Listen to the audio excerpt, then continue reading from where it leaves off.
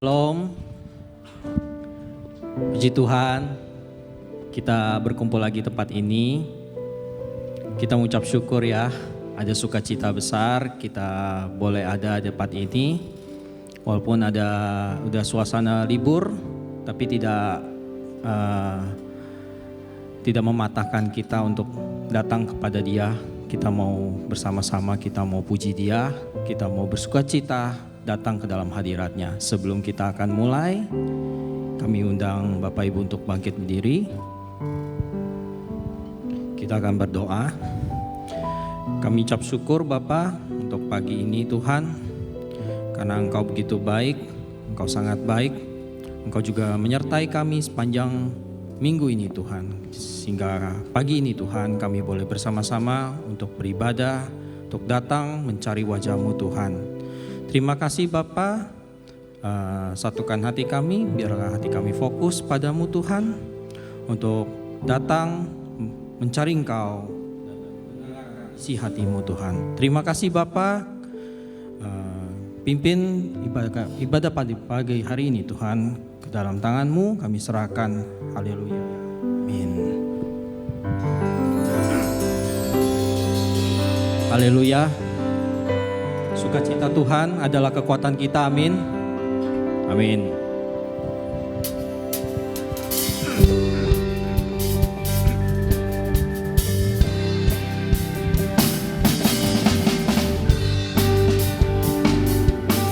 主的喜乐是我力量，主的喜乐是我力量。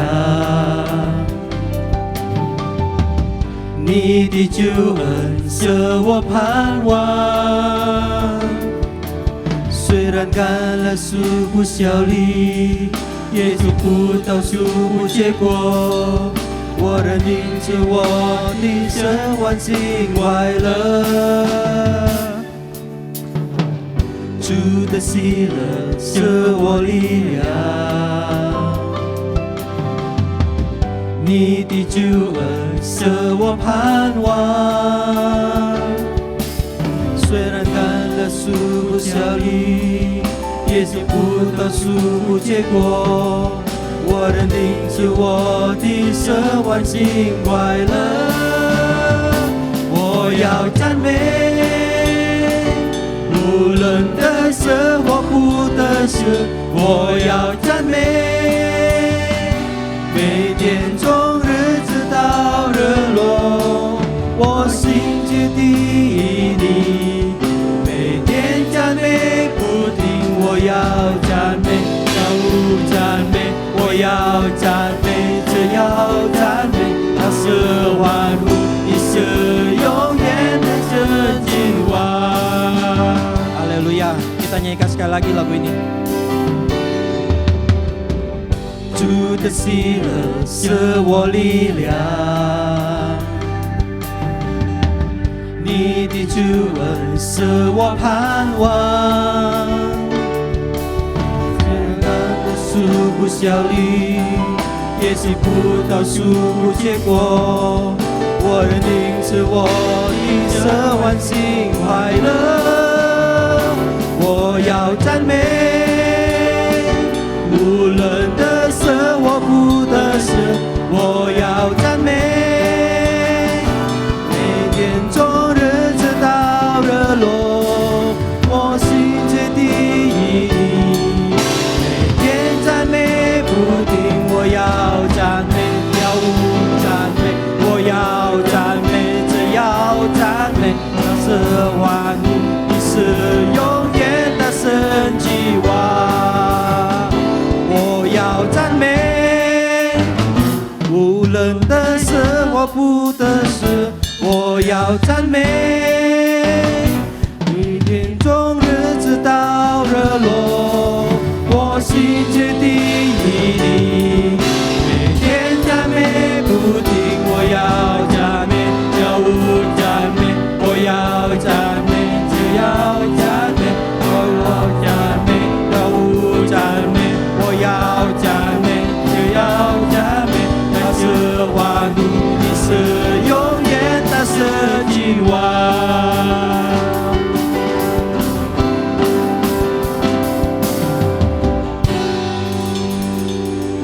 kita sama-sama mendeklarasikan pengakuan iman rasuli. Kita mulai dengan bahasa Mandarin. 使徒信经，我信上帝全能的父，是创造天地的主。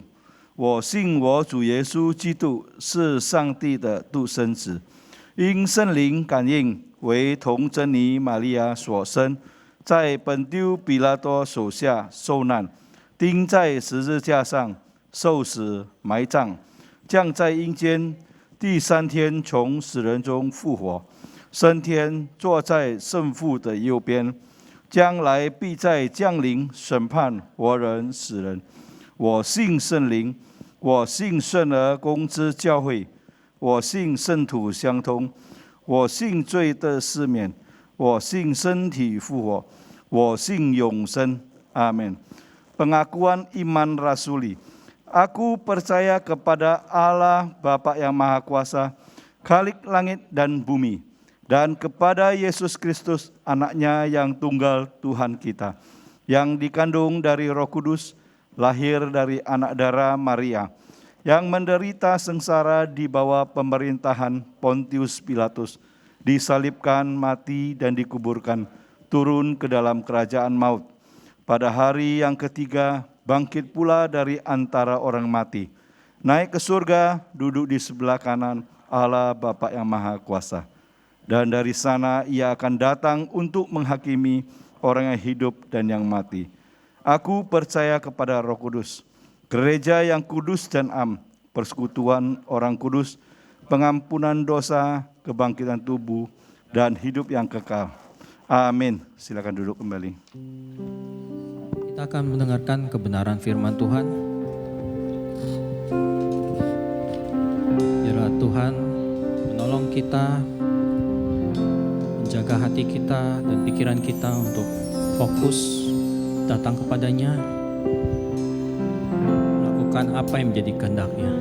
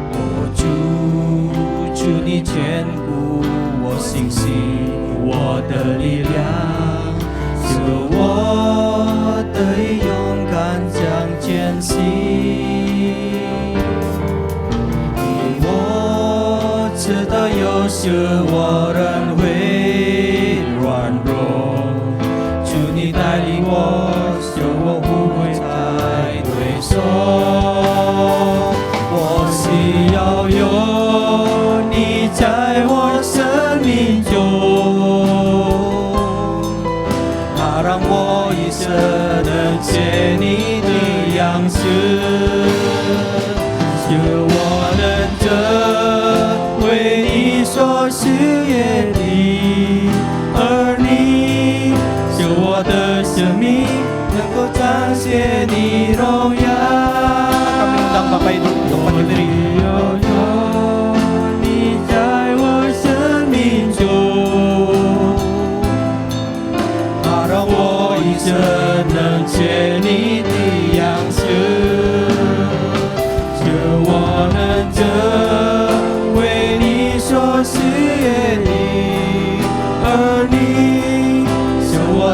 生命能够彰显你荣耀。我需要有你在我生命中，它让我一生能见你的样式，使我能成为你所喜悦的儿女，使我的生命能够彰显你荣耀，使我的生命能够彰显你荣耀，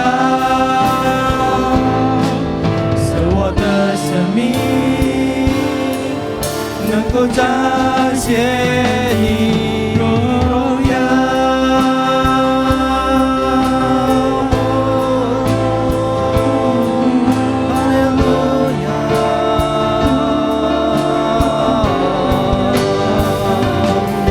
Kami bersyukur padamu Tuhan buat kebaikan-Mu. Haleluya.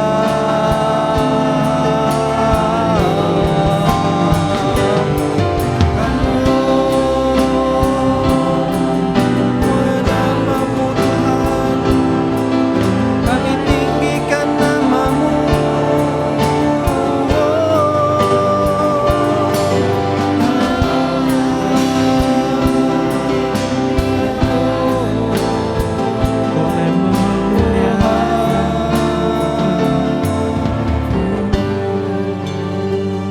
我需要有你在我生命中，它让我一生能学你的样式，使我能成为你所喜悦的儿女，使我的生命能够彰显你荣耀，使我的生命能够彰显你荣耀。 Mari kita berdoa. Benar Tuhan, itulah doa kami. Bawa kami untuk mengerti isi hati dan firman-Mu, agar hidup kami dituntun dan diarahkan oleh Tuhan sendiri.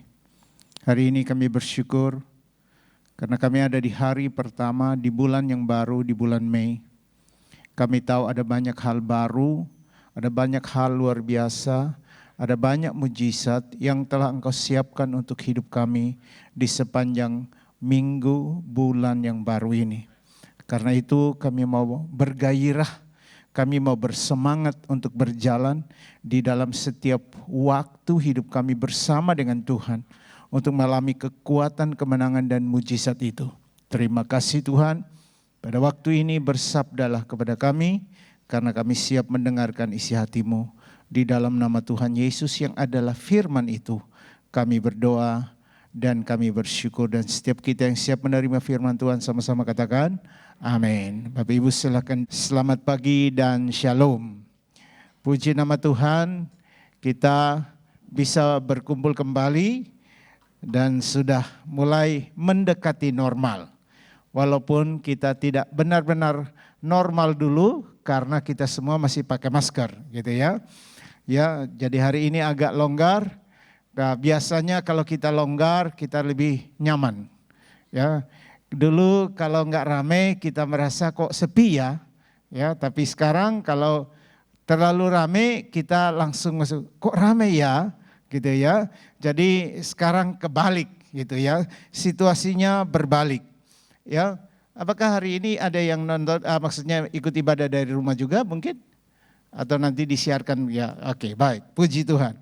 Baik, jadi hari ini untuk memulai bulan yang baru, saya ingin menyampaikan pesan Tuhan untuk kita. Firman Tuhan hari ini temanya adalah Allah yang menerobos bagi kita.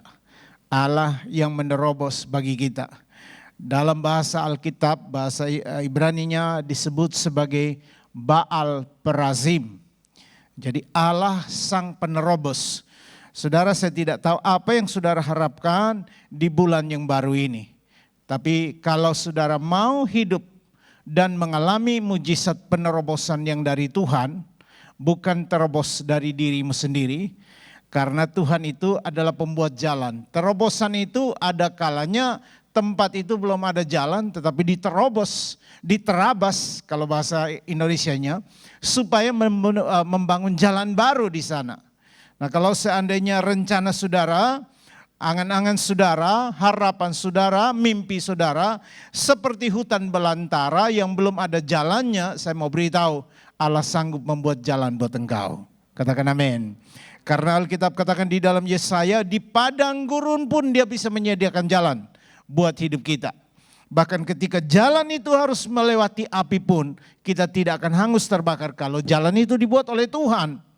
Kalau jalan itu melewati banjir pun kita tidak akan dihanguskan kalau jalan itu disertai oleh Tuhan. Jadi betapa pentingnya Allah Sang Penerobos itu bergerak di tengah-tengah kita, bersama kita untuk mengalahkan setiap musuh dan melihat kemenangan yang Dia sediakan bagi kita. Katakan amin. Nah, salah satu terobosan yang Tuhan sudah sediakan bagi hidup kita adalah ketika Dia berjalan menuju salib buat hidup kita. Jalan salib adalah jalan terobosan. Kita barusan merayakan Paskah dan kita tahu Paskah mengingatkan kita bahwa Allah yang tidak harusnya mati karena Dia mengingat saudara dan saya. Kita yang harusnya mati tidak perlu mati karena Allah yang hidup mati ganti posisi kita. Kita mungkin saja akan mati secara tubuh, tetapi jiwa kita akan selamat, akan hidup karena Allah yang kita sembah hidup bagi kita semua. Nah, saudaraku yang kekasih, jalan salib adalah jalan terobosan yang besar buat hidup kita. Nah, kalau kita merenungkan Paskah sebelum saya masuk ini, mengingatkan kita sejenak tentang makna Paskah yang penting buat kita. Paskah yang penting buat kita, Derek Prince menulisnya bahwa salib itu terjadi pertukaran, kutuk ditukar dengan berkat, kematian ditukar dengan kehidupan, sakit penyakit ditukar dengan kesembuhan, kegagalan ditukar dengan kemenangan. Semua pertukaran itu adanya di salib. Jadi saudara, kalau kita mau meraih setiap janji Tuhan penebusan yang dari salib, bukan hanya untuk hidup kekal, tetapi untuk hidup di dunia ini, kita juga bisa menikmati berkat yang dari Tuhan. Saudara, kita harus sering merenungkan karya penebusan Kristus.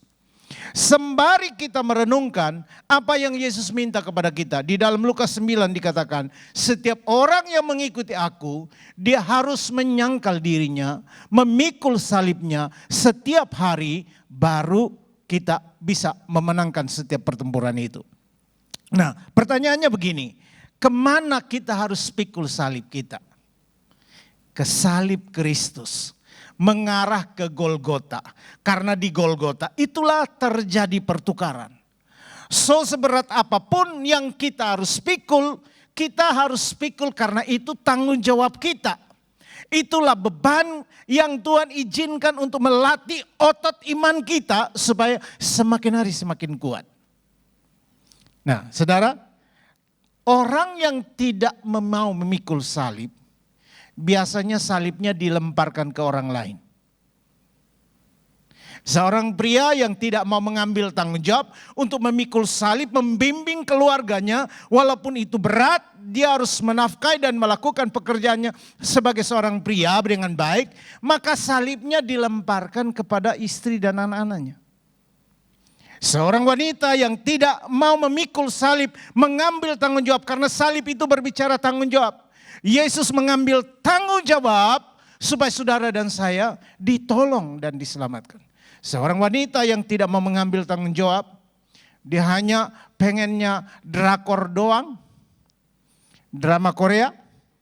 Dia sibuk-sibuk di situ, ya, dan banyak kesibukan-kesibukan yang tidak mau memikirkan keluarganya, maka salibnya dilemparkan kepada anak-anaknya dan mungkin juga kepada suaminya. Jemaat yang tidak mau pikul salibnya dilemparkan kemana? Ke para pemimpinnya, pemimpin komselnya, pemimpin gerejanya. Makanya banyak pemimpin gereja yang jalannya sudah bongkok-bongkok karena pikul salib jemaatnya. Nah saudara, setiap kita harus bertanggung jawab dengan salib kita. Karena kalau kita mengarah ke salib, kita menuju kepada berkat yang disediakan Allah untuk hidup kita. Kemenangan dan mujizat yang Tuhan sediakan. Nah, saya balik ke sini. Bagaimana kita mengalami Allah Sang Penerobos menerobos bagi kita. Mari kita lihat firman Tuhan di dalam 2 Samuel pasal yang kelima ayat 17 sampai 25. 2 Samuel pasal yang kelima ayat 17 sampai 25. Saya bacakan dalam bahasa Indonesia, saudara yang bisa baca Mandarin, ada teks Mandarinnya, jadi saudara bisa baca di dalam hati secara perlahan. Ketika didengar orang Filistin bahwa Daud telah diurapi menjadi raja atas Israel, maka majulah semua orang Filistin untuk menangkap Daud. Tetapi Daud mendengar hal itu lalu ia pergi ke kubu pertahanan. Ketika orang Filistin itu datang memencar di lembah Refaim. Bertanyalah Daud kepada Tuhan, apakah aku harus maju melawan orang Filistin itu? Akan kau serahkan mereka ke dalam tanganku? Tuhan menjawab, majulah. Sebab aku pasti menyerahkan orang Filistin itu ke dalam tanganmu. Lalu datanglah Daud di Baal Perasim dan memukul mereka kalah di sana. Berkatalah ia, Tuhan telah menerobos musuhku di depanku seperti air menerobos. Sebab itu orang menamakan tempat itu apa? Baal Perasim. Orang Filistin itu meninggalkan berhalanya di sana. Lalu Daud dan orang-orangnya mengangkatnya. Ketika orang Filistin itu maju sekali lagi dan memencar di lembah Refaim. Maka bertanyalah Daud kepada Tuhan. Dan ia menjawab, jangan maju. Tetapi buatlah pergerakan lingkaran sampai ke belakang mereka. Sehingga engkau dapat menyerang mereka dari jurusan pohon-pohon kertau. Dan bila engkau mendengar bunyi derap langkah di puncak pohon-pohon kertau itu, maka haruslah engkau bertindak cepat. Sebab pada waktu itu Tuhan telah keluar berperang di depanmu untuk memukul tentara orang Filistin. Dan Daud berbuat demikian seperti diperintahkan Tuhan kepadanya. Maka ia memukul kalah orang Filistin itu mulai dari Geba sampai dekat Gezer. Nah saudara, bagaimana caranya supaya kita mengalami terobosan atau Baal Perasim bekerja dalam hidup kita seperti yang dialami Daud. Nah perhatikan beberapa prinsip yang saya bagikan yang dalam konteks bacaan kita ini semua ada di sini. Pertama, kalau saudara mau mengalami Allah penerobos itu bekerja dalam hidup saudara dan saya. Seperti yang dilakukan oleh Daud. Kenapa? Karena Tuhan yang kita sembah itu Tuhan yang sama yang disembah oleh Daud. Kalau dia melakukan terobosan buat kehidupan Daud dan mengalahkan musuhnya, dia masih sama untuk melakukan terobosan buat hidup saudara dan hidup saya. Yang setuju katakan? Amin. Nah, mari kita lihat apa yang dilakukan Daud sehingga dia mengalami Allah Sang Penerobos menerobosi setiap musuhnya. Pertama, Daud datang ke kubu pertahanan. Coba katakan bersama, datang ke kubu pertahanan. Nah saudara, mari kita lihat ayatnya. Ketika didengar orang Filistin bahwa Daud telah diurapi menjadi raja atas Israel, maka majulah semua orang Filistin untuk menangkap Daud. Tetapi Daud mendengar hal itu, lalu ia pergi ke kubu pertahanan. Nah, saya ingin menjelaskan ini buat kita. Kubu pertahanan Daud itu bukan kayak benteng yang lain-lain, bukan. Kubu pertahanan itu adanya di rumahnya. Di rumahnya ada satu tempat khusus yang dimana kalau Daud pergi ke situ, dia akan berjumpa dengan Allahnya. Dia akan bersekutu dengan dia bisa ngobrol sama Tuhan dan di sana dia mengalami kehadiran Allah itu sendiri sehingga dia bisa berkata-kata, dia bisa mencurahkan, dia bisa bertanya kepada Tuhan tentang segala hal. Nah, saudara, ini penting. Daud tidak karena musuh datang baru dia pergi ke kubu pertahanan. Tidak, Daud sudah terbiasa pergi ke kubu pertahanan. Artinya Daud sudah biasa mendisiplinkan dirinya untuk berdoa. Kalau saudara baca di Mazmur 119, dikatakan 7 kali dalam sehari.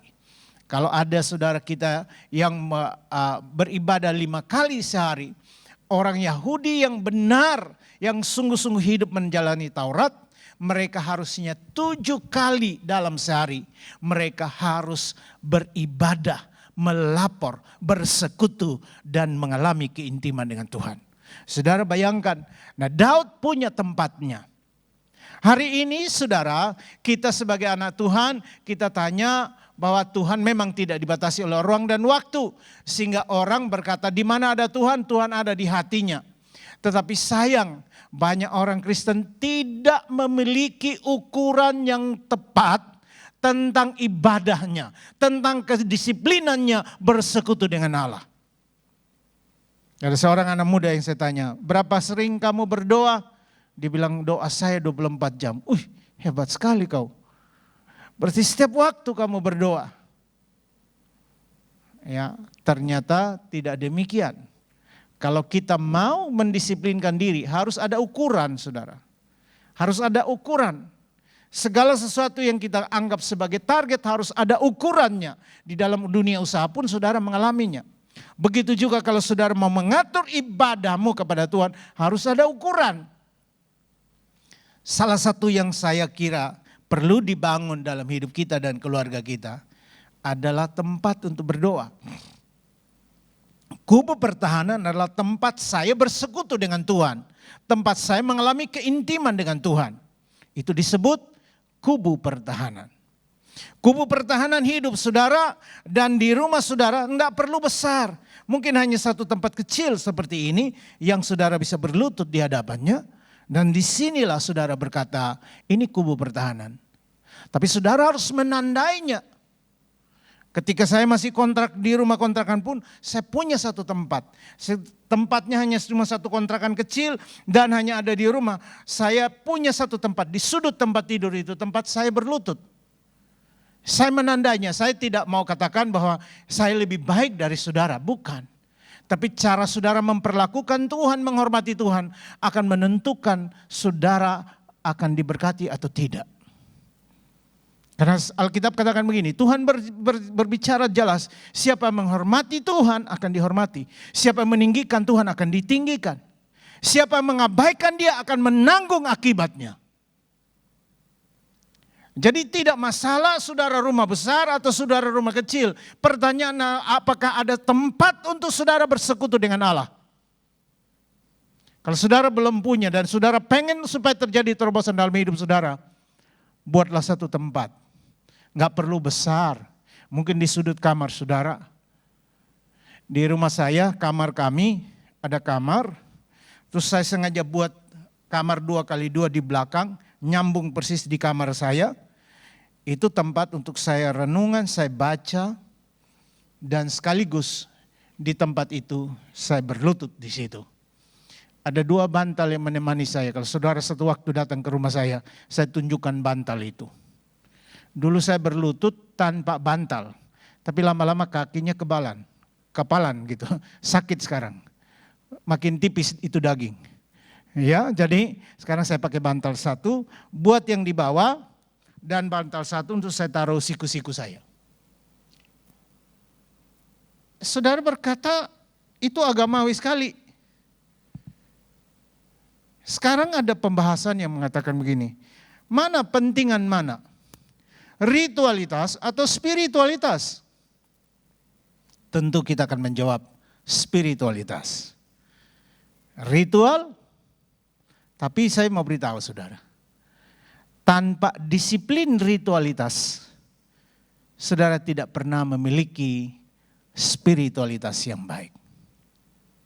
Yesus bilang sama murid-muridnya, kalau kehidupan keagamaanmu tidak lebih baik dari orang-orang Farisi, kamu tidak bisa masuk dalam kerajaan Allah. So, sekarang bagaimana kita? Kalau kita mau lihat Yesus, Yesus juga disiplin. Pagi-pagi dia bangun, dia langsung cari Tuhan. Berlutut pergi menyingkir dan berdoa. Terus apa yang saudara dan saya perlu lakukan? Bangun disiplin. Buatlah satu tempat. Kalau perlu direnov rumahmu sedikit, renov lah. Ya tidak seradikal itu. Tapi kalau saudara punya tempat bersekutunya adalah sofa saudara di kamar saudara, bangun duduk dan hormati Tuhan di sana. Ada orang yang cukup radikal. Saya ketika datang ke teman saya yang punya kantor di Bursa Efek Jakarta. Saya waktu datang ke sana, dia bilang, saya masuk ke ruangannya, kursi dia besar di sini. Dia duduk di sini. Sebelahnya tuh kursi yang jauh lebih tinggi dan ada juga meja. Saya waktu masuk ke sana, saya belum lihat secara teliti, saya tanya dia, itu kursinya siapa? Kan ini ruangan kamu sebagai direktur. Dia bilang, coba abang lihat. Saya lihat ada tulisannya, King of Kings. Jadi saya bilang, wih, jadi ini kursinya Tuhan? Iya, ini kursi Tuhan. Ya walaupun kelihatannya sangat agamawi, tapi saya rasa ini penting. Karena kita setelah ikut Tuhan, banyak hal yang kita abaikan. Dan kita tidak ada ukurannya bagaimana kita menghormati Tuhan. Dia bilang ketika saya bekerja di sini, saya yang macam-macam, saya tahu dia ada di situ. Dia lihat ke saya. Jadi saya nggak bisa macam-macam, dia ada di situ. Saya bisa bayangkan. Maksud saya begini, apakah saudara punya space? Siapa di sini yang pernah nonton film War Room? War Room. Oh belum ya? Ya bolehlah, ini liburan ini boleh cari. Ya, film War Room itu film tentang doa peperangan rohani. Satu waktu Nenek Clara ketika masuk dan mereka mau beli satu rumah, mereka masuk dan ketika mereka masuk di satu ruangan, dia bilang, tembok-tembok ini berasa sekali the presence of God is there. Ada kehadiran Allah di sekitar tembok-tembok ini. Dan dia bertanya kepada orang yang punya rumah, ini ruangan apa? Dia bilang ini ruangan saya pakai berdoa. Khusus saya pakai berdoa. Nah saudara, Alkitab katakan begini, Allah mengenal tempat dia bersemayam. Jadi kalau saudara mau rumah saudara dipenuhi dengan suasana sukacita sorga, suasana sorga ada di dalamnya, hadirkan Allah, beri space buat Allah ada di sana. Tentu bukan tempatnya, hidup saudara jauh lebih penting dari tempatnya. Tapi maksud saya, kita bisa mengukur, apakah saya punya ukuran untuk cara saya menghormati Tuhan di rumah saya. Ya, pulang dan renungkan. Kalau engkau mau Allah membuat terobosan dalam hidup saudara, punyailah kubu pertahanan. Katakan kubu pertahanan. Kubu pertahanan adalah tempat Daud bertemu dengan Tuhan. Yang kedua, apa yang dilakukan Daud di kubu pertahanan? Daud bertanya dan minta petunjuk Tuhan. Dikatakan bertanyalah Daud kepada Tuhan, apakah aku harus maju melawan orang Filistin itu? Akankah kau serahkan mereka ke dalam tanganku? Tuhan menjawab, Daud majulah, sebab aku pasti menyerahkan orang Filistin itu ke dalam tanganmu. Apa yang penting di sini adalah bertanya kepada Tuhan. Apakah saudara sering bertanya kepada Tuhan?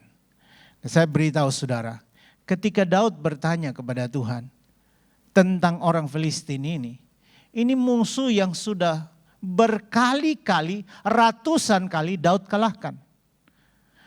Yang kalau dalam hitungan Daud berkata, ya tutup mata pun saya bisa kalahkan mereka. Karena Daud sudah berkali-kali mengalahkan orang Filistin ini. Musuhnya sama, tempat perangnya nanti kalau saudara lihat sama lembah Refaim, itu berkali-kali perangnya di situ. Dan Daud sudah tahu medannya, pasti dia bisa mengalahkan musuh-musuh itu. Tetapi saudara, Daud bertanya kepada Tuhan dalam konteks yang sama. Masa pandemik ini kita belajar. Sebelum terjadi pandemik, banyak bisnis yang kita bangun, banyak usaha yang kita bangun, yang menurut akal dan hitungan kita, itu semua pasti berhasil dan jalan baik. Tapi kan tidak disangka tiba-tiba terjadi pandemik. Saudara, kita perlu bertanya kepada Tuhan setelah ini. Sekarang keadaannya makin baik, tapi bertanyalah untuk usaha. Bertanyalah untuk arah, bertanyalah untuk inovasi, bertanyalah untuk kreativitas yang Allah akan berikan ke dalam hidup saudara. Supaya saudara bisa kembangkan apa yang saudara usahakan hari-hari ini. Bertanyalah. Karena itu medan pertempuran saudara. Saudara berkata, sering saya sudah memenangkan ini. Tapi kadang saudara, kita kalah karena kita tidak bertanya kepada Tuhan.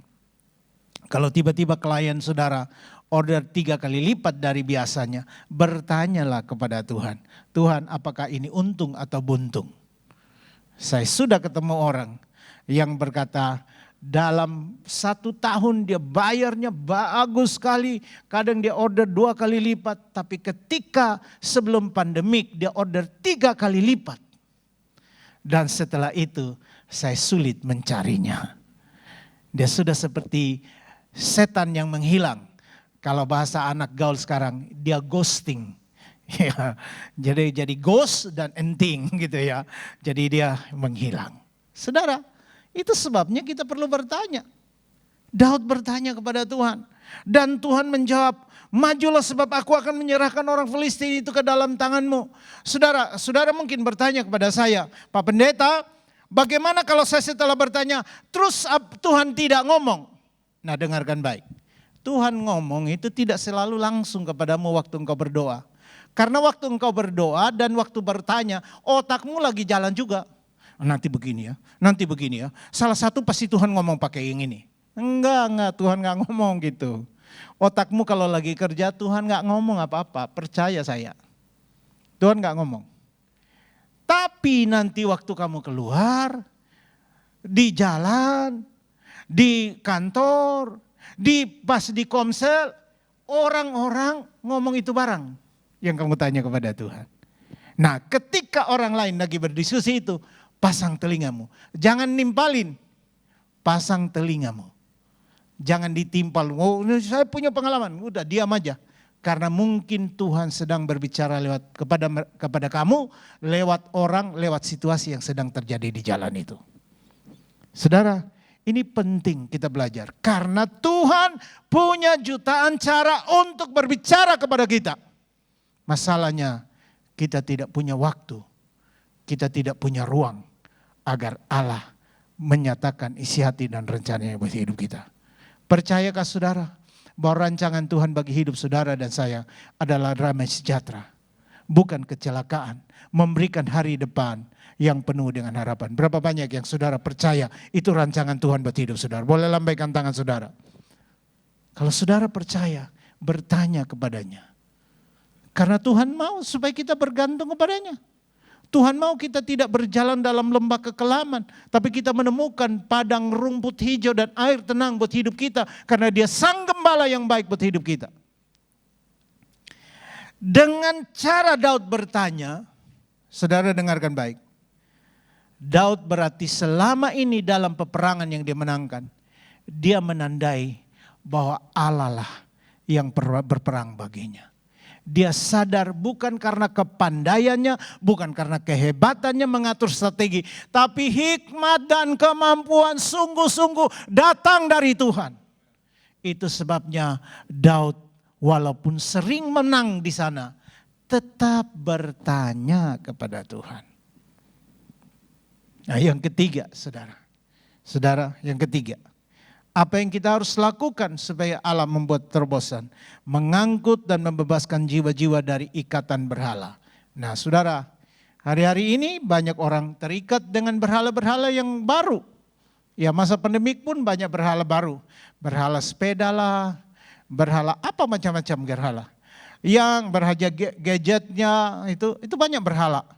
Saudara, kita harus ingatkan orang untuk fokus kepada Tuhan. Menarik mereka kembali ke ibadah. Ya, banyak orang dengan dalih sekarang nggak mau balik ke ibadah online aja. Saya khawatir online mereka. Karena apakah mereka benar-benar online dan sambil atau ibadah sambil makan kacang. Ibadah sambil ngopi. Nah, yang mana yang sambilnya? Ngopinya yang sambil atau ibadahnya yang sambil? Tergantung kan? Makan kacangnya satu toples sambil dengerin ibadah, berarti toplesnya kacangnya yang jadi fokus, ibadahnya yang sambil. Ya, saudara bisa lihat. Ketika masa pandemik di tempat kami, di rumah kami, saya bilang, istri saya paling keras. Ngatur kursinya, yuk kita menghadap TV-nya. Kita semua duduk, semua sudah harus mandi. Di dalam rumah sudah harus mandi untuk ibadah online. Harus, karena bagaimana kita menghormati Tuhan, Tuhan akan memperlakukan kita. Ada teman yang ketika naik pengumuman dia berkata, ya saudara di rumah sambil ibadah, saya naik, saya langsung sorry, saya mesti ralat omongan ini. Tidak ada ibadah sambil.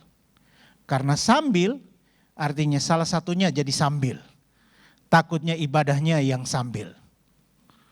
Makanya WL saya ingatin, jangan sambil memberikan persembahan kita nyanyikan satu lagu. Itu persembahan yang sambil atau lagunya yang sambil? Salah satunya pasti jadi sambil. Memuji Tuhan nggak boleh sambil. Memberikan persembahan apalagi sambil. Sambil kan berarti cari-cari dulu receh apa, nggak disiapin gitu. Sambil namanya. Ya, coba saudara renungkan ya. Jadi kita lihat ya, ada banyak orang yang terikat dengan berhala itu sehingga kita perlu tolong untuk bebaskan mereka. Kalau saudara terlibat dalam pekerjaan ini, maka Tuhan akan membuat terobosan dalam hidup saudara. Yang keempat, saudara, yang keempat. Tidak memberhalakan cara atau metode. Nah saudara lihat, ketika orang Filistin datang lagi, jadi setelah mereka dikalahkan, mereka pergi. Tapi namanya musuh yang sama, yang suka bikin kacau, yang pengen supaya Daud bisa lemah, dia balik lagi. Dan saudara tahu, balik lagi di tempat yang sama. Yang barusan bulan lalu dikalahkan, datang lagi mereka. Di tempat itu juga. Tapi saudara lihat, apa yang dilakukan Daud? Maka bertanyalah Daud kepada Tuhan. Ini yang hebatnya. Kita kan langsung aja. Angkat senjata langsung tempur gitu. Langsung KTM transfer, langsung tempur. Bisnis DP dan lain-lain sebagainya. Banyak kita gagal di sini. Tapi saudara lihat, Daud bertanya kepada Tuhan dan sekarang Tuhan menjawab. Jangan maju dengan cara kemarin. Tetapi buat pergerakan lingkaran sampai ke belakang mereka sehingga engkau dapat menyerang mereka dari jurusan-juruhan pohon-pohon kertau. Saudara, kalau kita sering menang dengan cara ini, kita balik lagi, kita manusia suka berpola. Dan meyakini pola yang dia sudah lakukan, dia begitu. Kalau sikat giginya begini, udah gak bisa begini. Karena dia sudah mati otomatis, pola. Susah kan ngomong pola, rubah pola. Coba, saudara suka tidur miring kiri. Ya kan, tidur miring kiri. Tiba-tiba dokter bilang jantung ibu bermasalah. Jangan miring kiri, harus miring kanan, ya kan? Wah coba. Tapi demi hidup harus berani miring kanan. Miring kiri bisa lewat, miring kanan besok bangun pagi, milih yang mana? Mau tidak mau harus miring kanan atau tidur telentang. Tapi gampang nggak? Nggak gampang. Kalau sudah biasa begini, susah dirobahnya. Apalagi orang setelah umur 50. Survei mengatakan orang 50 hanya diingatkan, sulit berubah. Kalau makannya lupa berdoa, sulit berubah. Kalau dia biasa makan suruh orang lain berdoa, setelah 50 dia sulit, dia akan suruh terus orang lain yang berdoa. Sulit dia berubah. Makanya yang belum 50 berubahlah sekarang. Karena setelah 50 engkau sulit berubah. Ya saya juga sudah masuk ke dalam angkatan 50 itu. Ya. Tapi kita harus percaya bahwa Tuhan dan Roh Kudus sanggup menolong kita untuk berubah. Yang setuju katakan amin. Karena hidup kita harus terus berubah. Sampai nanti kita meninggal baru perubahan itu terjadi. termasuk wajah kita terus berubah. Ya, yang dulunya nggak ada kerut, sekarang mulai ada kerut. Dicoba di segala macamin, tetap ada juga wajah tuanya. Kemarin saya ketemu seorang teman, ya dia dandannya bagus, saya bilang itu ya. Kalau jalan dari belakang, terus istri saya bilang, Cik, kalau jalan dari belakang kayak seorang gadis muda. Iya, itu dari belakang, jangan lihat dari depan. Jadi orang ada yang sadar juga, kalau dari belakang kelihatan seperti 17 tahun, tapi ketika dari depan kelihatan memang 71 tahun, bukan 17 gitu. Ya kita terus berubah. Kalau gitu sadarilah perubahan itu. Dan untuk berubah kita harus merelakan diri kita, diarahkan. Dan Tuhan adalah pengarah yang baik buat hidup kita. Jangan berhalakan cara atau metode. Ya, saudara yang doa usir setan, ya harus tumbang tangan dulu. Kalau tumbang tangan baru yakin setannya keluar. Ya, saya satu waktu ketika ada adik satu yang kerasukan, sakit ayan. Saya biasanya kalau tumpang tangan baru yakin. Jadi tumpang tangan kalau nggak keluar dikucek-kucek kepala. Ya kayaknya baru setannya ada dipegang keluar gitu. Tapi satu waktu ketika mereka di kamar, mereka semua doa kerubutin dia. Saya nggak bisa sampaikan tangan saya. Saya dari jauh. Saya tanya Tuhan, Tuhan, gimana caranya keluar ini? Mereka udah usir-usir, ini nggak keluar nih. Usir-usir sampai leher ulat leher mereka sudah keluar, setannya nggak keluar. Terus adik saya, kak kamu mesti turun. Nggak bisa nih, nggak keluar. Oke, ya udah, angkat kepalanya. Saya doa dalam hati, doa. Tuhan gimana? Bilang tatap aja matanya. Angkat kepalanya, buka matanya. Setelah dibuka matanya, tatap saya dengan wajah yang sangat serem. Tapi saya bilang sekarang, dalam nama Yesus, keluar. Lalu tiba-tiba dia, tes gitu. Langsung setelah itu, saya bilang ambil kasih dia minum. Setelah minum, dia segar, dia lihat kita. Saya di mana ya? Ternyata setannya keluar. Enggak perlu ngucek-ngucek kepala lagi. Ya, kasihan selama ini banyak orang yang saya doain kepalanya. Ya, saudara, jadi kadang kita sangat yakin dengan metode kita. Padahal Tuhan punya metode, tapi dia tidak kaku dengan metode. Makanya kita harus sering bertanya kepada Tuhan. Nah yang terakhir ini menarik saudara. Kalau yang terakhir biasanya yang tadinya setengah mati sekarang hidup. Ya, biasanya kalau pendeta bilang terakhir, jemaat bilang, oh puji Tuhan. Jadi matanya mulai terang. Tadinya udah mau tidur gitu, sekarang terang. Ya, sudah terakhir. Ya, saudara lihat, yang terakhir ini penting buat kita. Dengar dan lakukan. Coba bersama-sama katakan 2, 3. Dengar dan lakukan. Ya, coba lihat ayatnya. Dan Daud berbuat demikian seperti yang diperintahkan Tuhan kepadanya. Maka ia memukul kala orang Filistin mulai dari Geba sampai dekat Geser. Saudara lihat, Daud adalah pelaku firman yang baik. Alkitab katakan yang berbahagia adalah mereka yang mendengar firman dan apa? Melakukannya. Yang mengalami mujizat adalah mereka yang mendengar firman dan melakukannya. Yang mengalami terobosan adalah mereka yang mendengar firman dan melakukannya. Yang mau mengalami lompatan dalam iman adalah mereka yang mendengar firman dan melakukannya. Saudara lihat ketika Yesus berkata kepada orang lumpuh itu, angkat tilangmu dan berjalanlah. Kalau dia tidak bertindak, apakah dia mengalami mujizat? Tidak. Dia tetap tidur, dia tetap lumpuh di sana. Kadang Tuhan membangunkan kita. Hai bro, bangun. Mulia bangun. Sekarang bangun dan berdoa. Itu perintah, di dalam perintah ada kemenangan dan mujizat. Mulia tarik selimut dan semakin asik gitu ya. Mumpung lagi libur, kita tidur harus lebih panjang gitu. Ya, berkatnya terlewat. Kadang saudara, Tuhan membangunkan saudara di tengah malam. Saudara berkata, apa ini kenapa saya bangun tengah malam? Mau doain siapa? Duduk tenang sebentar, akan ada perintah. Dalam perintah itu ada mujizat yang menyertai saudara.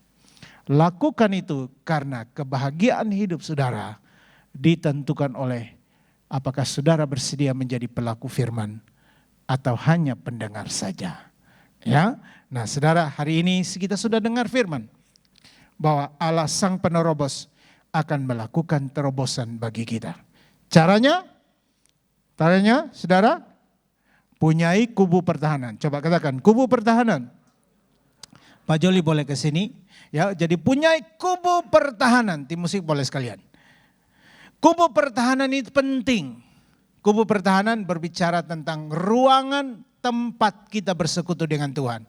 Saya menyarankan setiap kita punyailah tempat itu di rumah kita, di kantor kita. Tandai itu bahwa ini tempat saya bersekutu dengan Tuhan. Yang kedua, apa yang saudara lakukan sering di kubu pertahanan? Bertanya kepada Tuhan. Tuhan, hari ini saya akan ketemu dengan orang ini. Apa yang akan saya mau katakan? Nanti Tuhan bilang, dengarkan saja, jangan banyak bicara. Mungkin gitu ya. Atau Tuhan berkata, nasihati dia. Ya, dan seterusnya. Tuhan akan berbicara kepada kita waktu kita bertanya kepada dia. Yang keempat, yang ketiga. Ya saudara, apa yang harus kita lakukan? Ya, membebaskan orang-orang ini. Jadi kita punya misi Tuhan dalam hidup kita. Punya misi itu dan berjalan di dalamnya. 4, jangan berhalakan cara. Kita tahu sekali lagi masa pandemik, kita punya semua cara dan teori kadang tidak bisa berlaku. Tetapi kalau engkau bertanya kepada Tuhan, Tuhan punya jutaan cara untuk menolong saudara. Katakan amin. Dan yang terakhir apa? Dengar dan lakukan. Ya, saudara sudah mendengarkan firman Tuhan. Allah mau menjadi penerobos buat hidup saudara. Allah mau membuka jalan baru buat hidup saudara. Allah mau menantang saudara kepada kita semua untuk bertindak bersama Dia, untuk memenangkan setiap pertempuran kehidupan di bulan yang baru ini, di sepanjang tahun ini. Apakah kita mau mengalaminya? Kalau saudara mau, silakan berdiri di tempat saudara. Kau selalu punya cara untuk menolongku. Kau selalu punya jalan keajaibanmu. Kau dahsyat dalam segala perbuatanmu. Dan ku tenang di dalam caramu. Angkat tanganmu kepada Tuhan. Kau selalu punya cara untuk menolongku. Kau selalu punya jalan keajaibanmu. Haleluya, kau dahsyat dalam segala perbuatanmu. Dan ku tenang di dalam caramu. Oh, kau selalu punya cara untuk menolongku. Kau selalu punya jalan keajaibanmu. Kau dahsyat dalam segala perbuatanmu. Dan ku tenang di dalam caramu. Tundukkan kepalamu. Tuhan sudah berbicara kepada kita. Rindukah engkau untuk mengalami Allah Sang Penerobos, Baal Perasim, menerobos setiap kemustahilan hidup saudara, berperang bagi saudara? Kalau engkau merindukannya, bangun prinsip-prinsip ini, bangun kubu pertahanan dalam hidup saudara. Kalau selama ini engkau mengabaikannya, sekarang atau bahkan engkau sudah punya tapi engkau tidak disiplin, bangun kembali disiplin itu. Yang kedua, bertanyalah kepada Tuhan tentang semua dan segala sesuatu. Tentang keluargamu, masa depan usahamu, pelayanan, karir, segala hal. Engkau bisa bertanya kepada Tuhan. Karena grand design hidup kita ada di dalam tangannya. Roadmap hidup kita ada di dalam jalan hidupnya. Bertanyalah dan Tuhan akan mengerahkan hidupmu. Berjalan dalam misi. Bebaskan mereka yang terikat dengan penyembahan berhala. Karena itulah misi Tuhan buat hidup kita. Jangan terus berhalakan cara. Tapi sekali lagi bertanya, minta arahan Tuhan. Walaupun itu jalan yang sering kau lewati dan engkau sudah memenangkan pertempuran di sana. Tapi jangan lupa bertanya. Karena mungkin di bulan ini Tuhan memberikan jalan dan cara yang baru untuk hidup saudara. Yang terakhir, dengar dan lakukan. Kau sudah mendengar dan pulanglah jadi pelaku firman. Taruh tanganmu di dadamu. Bapa di sorga, di dalam nama Tuhan Yesus. Hamba berdoa untuk setiap tangan yang ditaruh di dada. Kami tahu kami lemah, kami tahu kami tidak kuat, kami tidak sanggup. Tapi jika Roh Kudus menolong kami bisa membangun kubu pertahanan. Kami akan terus bertanya dan mendapatkan arahan. Kami tidak akan berhalakan cara. Kami berjalan dalam misi Tuhan. Dan kami juga menjadi pelaku-pelaku firman-Mu. Roh Kudus mampukan kami. Karena kami anak-anak-Mu, kami hamba-Mu. Terpuji buat nama-Mu. Kami bersyukur untuk hari ini. Kami bersyukur untuk firman-Mu. Dalam nama Tuhan Yesus kami bersyukur. Dan setiap kita yang sudah diberkati dengan firman Tuhan sama-sama katakan amin. Boleh kasih tepuk tangan bagi Tuhan kita. Bapak Ibu silakan duduk kembali. Terima kasih untuk kebenaran firman yang disampaikan Bapak Penatua Eli Kapitan. Kiranya Tuhan Yesus memberkati pelayanannya dan keluarganya. Saatnya kita akan memberikan persembahan. 各位弟兄姐妹们平安。现在我们大家低头做奉献祷告。非常感谢主，您今天所释下的话语，让这些话语来祝福了我们。也求你教导我们以喜乐的心来做奉献，作为神圣工上的使用。我们如此祷告，是奉靠主耶稣名求，阿们。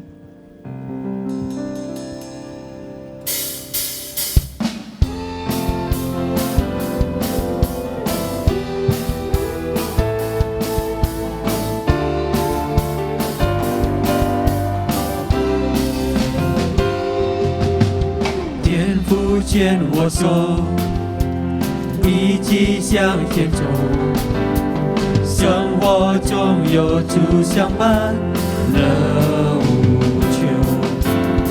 天父牵我手，一起向前走。生命中有生命息，不畏羞，有力量。有盼望，已住在我旁，有道路如天堂，无人能阻挡，有力量，有盼望。已住在我旁，有道路如天堂，无人能阻挡，无人能阻挡，无人能阻挡。 Terima kasih untuk persembahannya. Tuhan Yesus memberkati. Saatnya kita akan mengakhiri ibadah kita pada siang hari ini. Kami mengundang Bapak Eli Kapitan untuk doa berkat. 他眼颂赞尊贵荣耀权柄，都归给我主，直到永永远远。他眼颂赞尊贵荣耀权柄，都归给我主。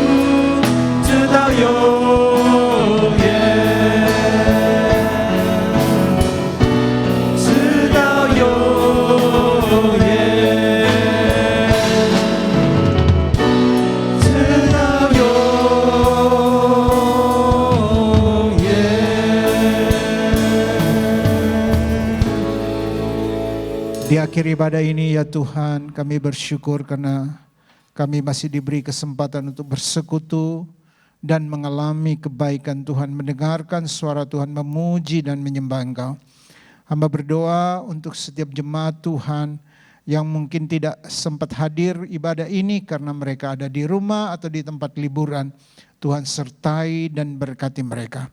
Tuhan, kami juga berdoa untuk jemaat Tuhan yang ada di tempat ini, yang sudah merencanakan perjalanan keluarga, fellowship keluarga setelah ibadah ini atau bahkan besok dalam perjalanan mereka.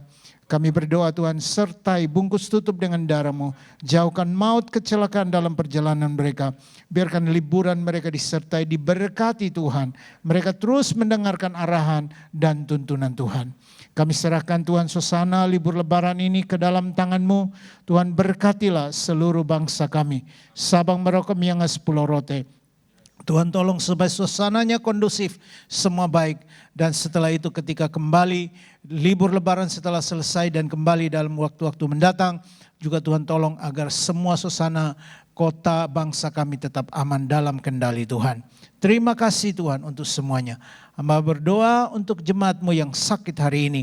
Tuhan jamalah dan sembuhkanlah.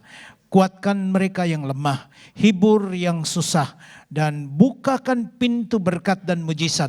Biarkan Engkau Allah Baal Perasim Sang Penerobos akan memberikan terobosan dalam pergumulan mereka. Bahkan di minggu libur ini akan terjadi terobosan dan kemenangan.